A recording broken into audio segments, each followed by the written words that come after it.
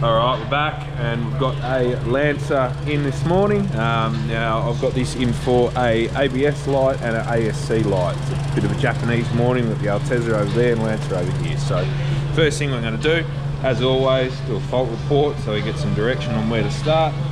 While the top Don does its thing, I'm going to do a basic charging system check. So we're just going to check our battery voltage, make sure the charging system voltage is alright. 14.5, happy with that. From there we can follow this through and just do a smart scan. Once we get some codes out of this, then we'll have some direction of where we're going and we'll go from there. Alright, fault report's done, and as you can see we've got 3 ABS faults here. Now we're not too worried about these tail lamp circuit faults or any of the CAN circuits. The audio one is due to having an aftermarket head unit. What I am worried about is this valve power supply circuit and the ECU internal error. Now, Mitsubishi ABS module is quite a common problem. I've had a lot of them, replaced a lot of them. They generally, when they have a failed module, they will set an internal error like that. But we don't normally see this valve power supply error. So we're gonna have to get some diagrams up, confirm all our powers and grounds are good, and load test them down at that module. If the wiring and the powers and grounds are good, then we can call a new module on it.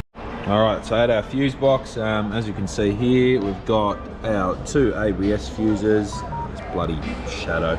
2 ABS fuses up there, so it's these 230 amps. Now, looking at these fuses, they do look all right. We're going to whip them out anyway, just confirm that. And I do believe on this there's one more that feeds the module from memory. I can't remember what fuse it is, so I might have to pull up some diagrams and see where our power feeds come from, because I'm sure one of these smaller amperage fuses down here also feeds that unit. And as you can see, we've got a fuse tap in here, so that's something to be wary of on a 10 amp engine fuse.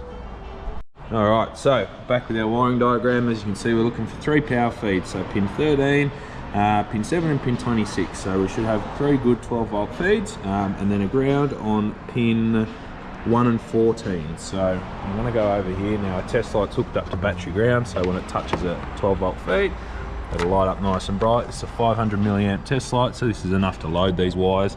Now this should be pin number power feed 1. Then we should also have one here, and I believe here.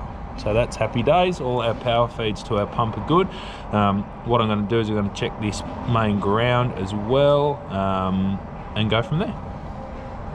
Alright, now ground is these 2 back ones here. So if we touch our test light to that one, we're good and good. So that proves our wiring's fine.